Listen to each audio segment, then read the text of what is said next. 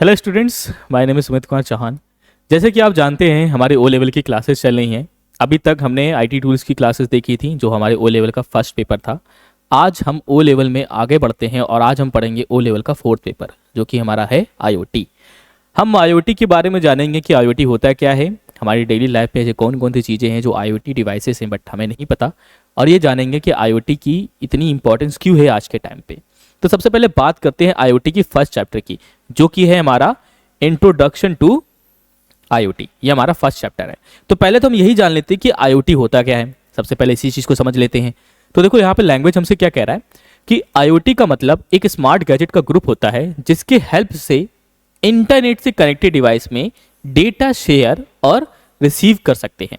कहना क्या चाहता है हमसे कि जो आईओटी डिवाइसेस है या जो आईओटी हमारे कॉन्सेप्ट्स हैं, ये क्या है कि ये इंटरनेट से कनेक्टेड होते हैं और इंटरनेट के माध्यम से डेटा को शेयर या रिसीव करते हैं।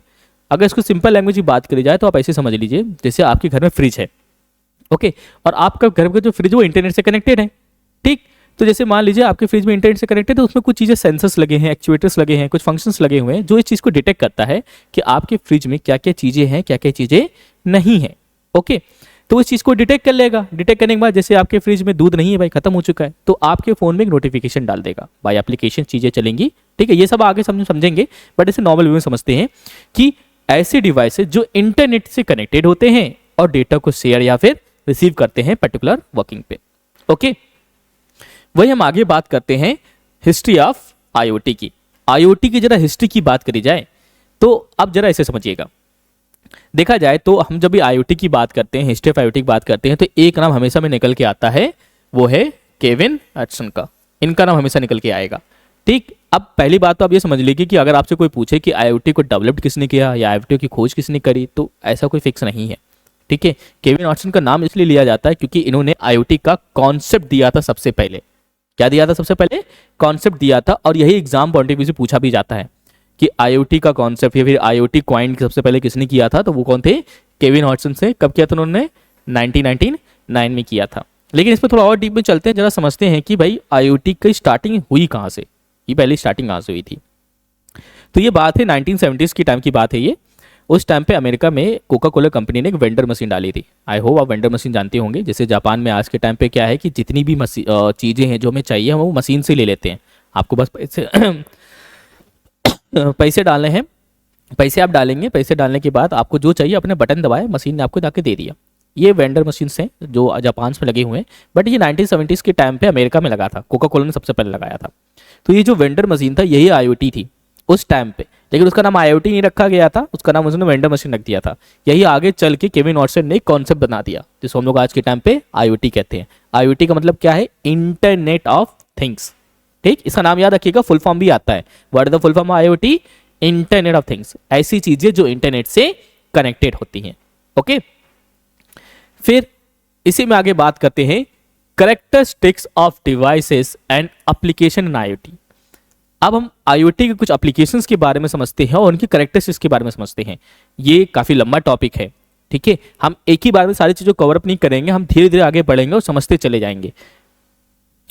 बात करते हैं सबसे पहले कनेक्टिविटी की। देखो, एक बात मैंने जैसे आपसे कहा था कि इंटरनेट की बड़ी, अब कह रहा हूं कि आईओटी क्या है? इंटरनेट से जुड़ी चीजें। तो इंटरनेट का नाम आ रहा है, और इंटरनेट का मीन क्या? कनेक्टिविटी, कि किसी भी डिवाइस में कनेक्टिविटी का होना बड़ा जरूरी है। अगर उनके बीच में कनेक्शन नहीं होगा, कनेक्टिविटी नहीं होगा, तो वो डेटा नहीं भेज पाएगा या डेटा शेयर नहीं कर पाएगा। तो कनेक्टिविटी में सबसे पहला पॉइंट यही बनता है कि ऑलवेज ऑनलाइन, हमेशा उसे ऑनलाइन होना जरूरी है, या मेरे को हमेशा उसे कनेक्ट होना जरूरी है, कनेक्टिविटी उसके बीच में होना जरूरी है। और साथ में क्या जरूरी है इसका?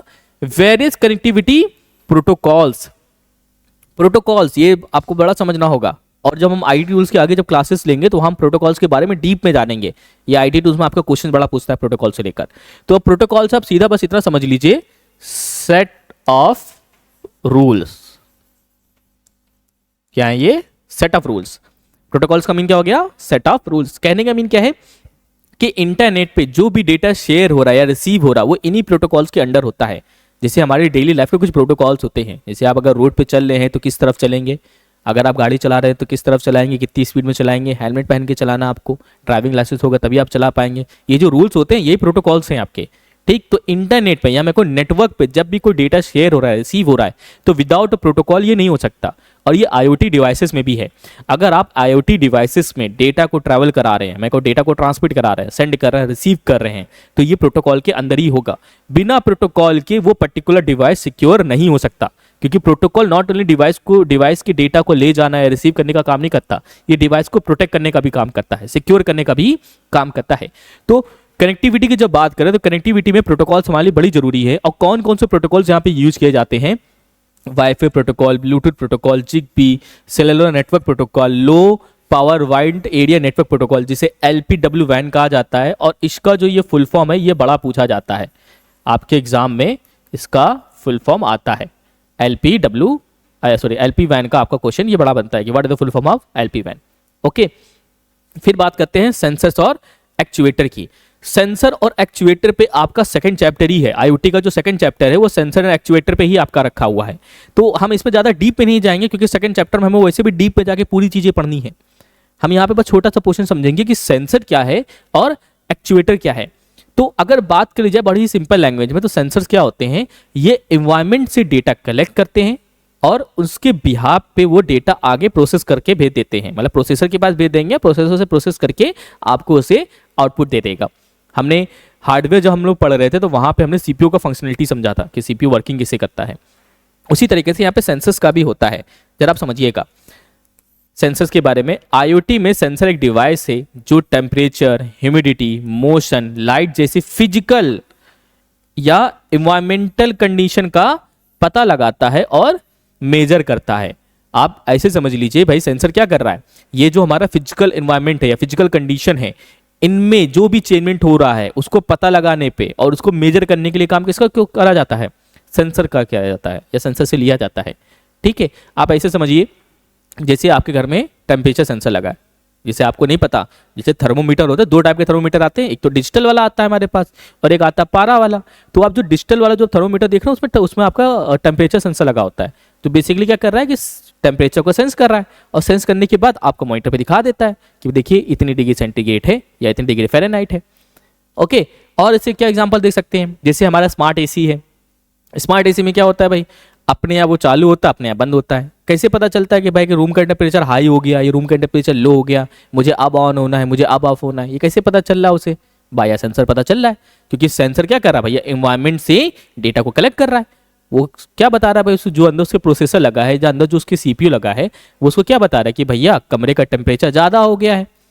ठीक, कितना ज़्यादा हो गया ये बाया प्रोग्रामिंग बता दी जाती है कि जब उसे प्रोग्राम करा गया उसमें कह दिया गया कि अगर रूम का टेम्परेचर 28 डिग्री सेंटीग्रेड से ऊपर जा रहा है, ठीक, या फिर 100 फ़ारेनहाइट के ऊपर जा रहा है, तो आप तुरंत क्या करें, एसी को चालू कर दें। कब तक चलेगा एसी? जब तक रूम का टेम्परेचर 20 डिग्री सेंटीग्रेड या फिर 16 डिग्री सेंटीग्रेड तक ना पहुंच जाए। और अगर वो उसके नीचे जाने लगे तो एसी को तुरंत क्या कर दिया जाए, बंद कर दिया जाए। ओके, या मैं कहूँ उसकी कूलिंग जो प्रोसेस है उसे बंद कर दिया जाए। ओके, तो सेंसर क्या कर रहा है भाई? सेंसर एक डिवाइस है जिसका काम होता है एनवायरनमेंट या फिजिकल कंडीशन से डेटा को कलेक्ट करना और उसे मेजर करना।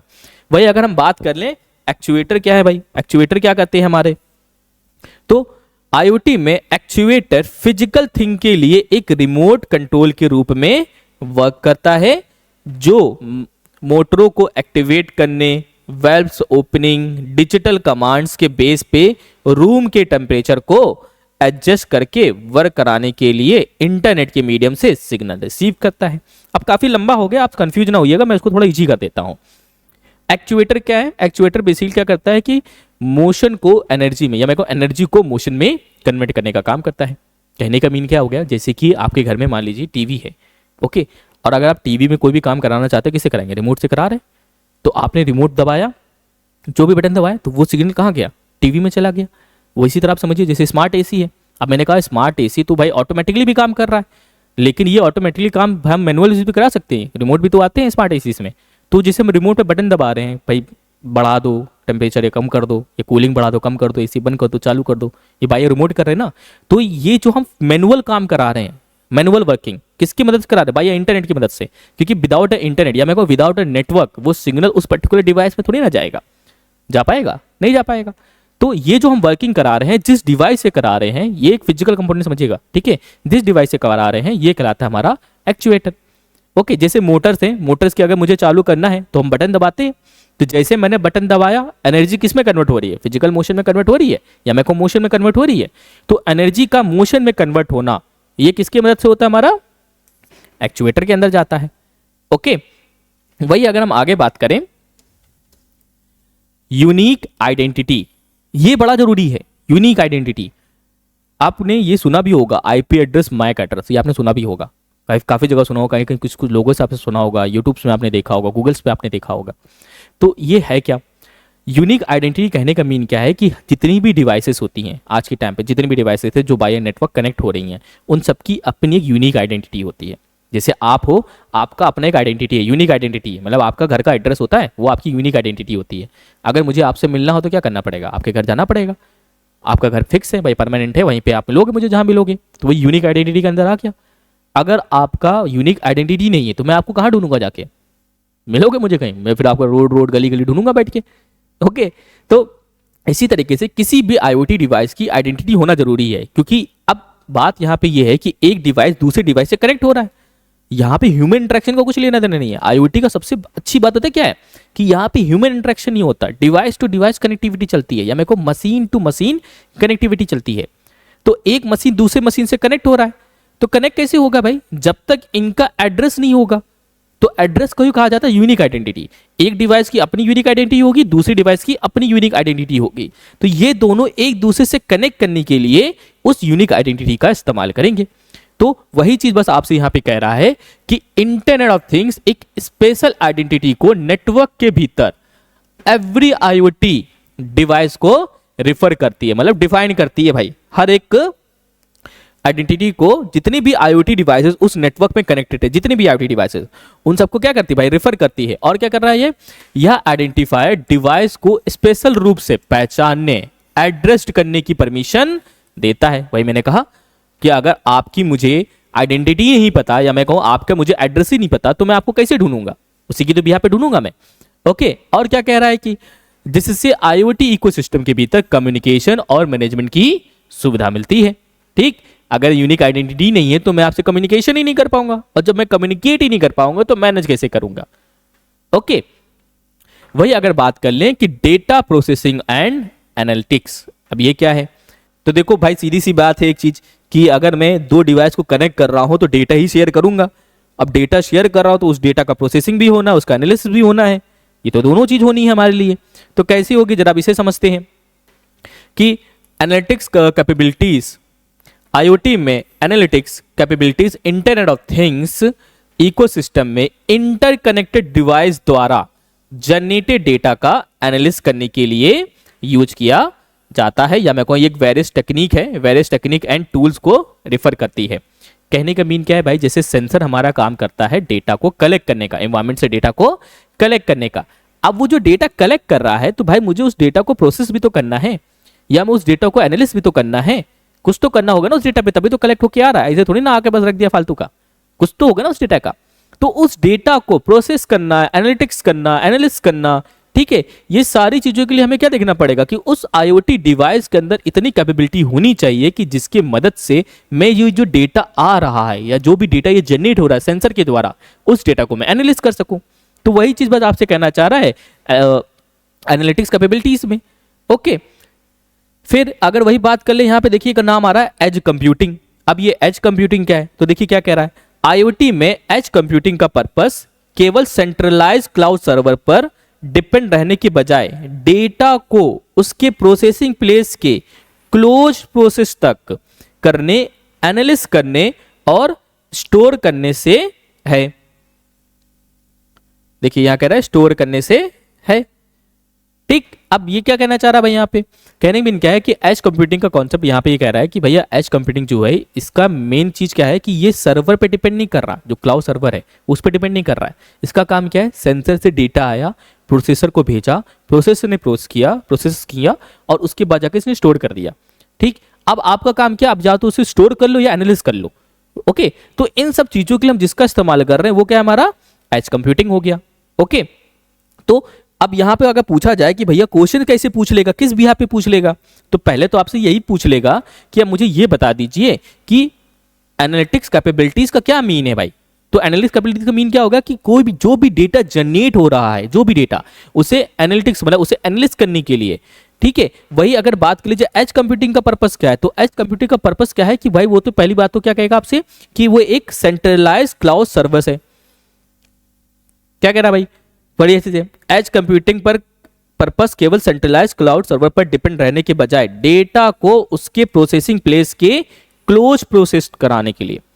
कहने का मीन क्या हो गया कि अब ये सर्वर पे डिपेंड नहीं करेगा, एज कंप्यूटिंग का ये सर्वर पे डिपेंड नहीं करेगा भाई। उसको काम क्या करना है, सेंसर से डेटा लिया, प्रोसेस कराया, प्रोसेस कराने के बाद अब उसे स्टोर करना हो तो स्टोर करेगा, या फिर अगर उसे एनालिसिस करना है तो वो एनालिसिस करेगा। मतलब ये यूजर को इतनी आजादी दे देता है कि भैया आप या तो स्टोर करा लो या तो उसे एनालिसिस कर लो। ओके, तो आज की क्लास में इतनी रखूंगा, ज्यादा मैं आगे नहीं बढ़ूंगा क्योंकि ये बहुत बड़ा टॉपिक है आईओटी का फर्स्ट चैप्टर हमारा। इसमें टोटल आपको 6 चैप्टर पढ़ने हैं, 1 से लेके 6 चैप्टर, जिसमें हमारा जो 4th नंबर चैप्टर है जो कि हमारा बिल्डिंग ऑफ आईओटी है, बड़ा इंपॉर्टेंट चैप्टर है क्योंकि इसी चैप्टर में आपका एग्जाम से थ्योरी पोर्शन भी है, अच्छा खासा थ्योरी पोर्शन इसमें निकलता है, और यही पोर्शन आपका प्रैक्टिकल का भी है। इसी में हम लोग प्रैक्टिकल का भी पढ़ेंगे भाई, इसी में है, इसी में प्रोग्रामिंग, इसी में सारी चीजें पढ़ेंगे। और इसी से मिलती जुलती वीडियो मैंने पहले ही अपलोड करके रखी हुई है सी लैंग्वेज पे, क्योंकि आपका जो आईओटी का जो प्रैक्टिकल होगा वो सी लैंग्वेज पे बेस्ड है। ठीक, स्टैंडर्ड सी लैंग्वेज आती है जो कि एक तरह से सी लैंग्वेज ही है, पूरी तरीके से नहीं लेकिन है। ओके, इसके बेस पे जितनी भी प्रोग्रामिंग का जो कॉन्सेप्ट है वो मैंने अपलोड करके रखा है, आप उसे देख लीजिएगा, हमारे डिस्क्रिप्शन में उसके आपको लिंक मिल जाएगी, आप आराम से जाके पूरी देख लीजिएगा, समझ लीजिएगा। इसके बाद जब तक हम 4th चैप्टर में पहुंचेंगे तो आपको प्रोग्रामिंग का कॉन्सेप्ट क्लियर हो चुका होगा। तो जो मेन प्रोग्रामिंग है जो हमारे प्रैक्टिकल में आएंगे, आईओटी के जो प्रैक्टिकल्स होंगे उसमें जो आएंगे, तो जब हम प्रोग्रामिंग करेंगे तो आप उसमें कंफ्यूजन नहीं होगा, मैं उसमें कंफ्यूज नहीं होंगे, आप आराम से वो चीज़ें आपको समझ आने लगेंगी। Okay, thank you.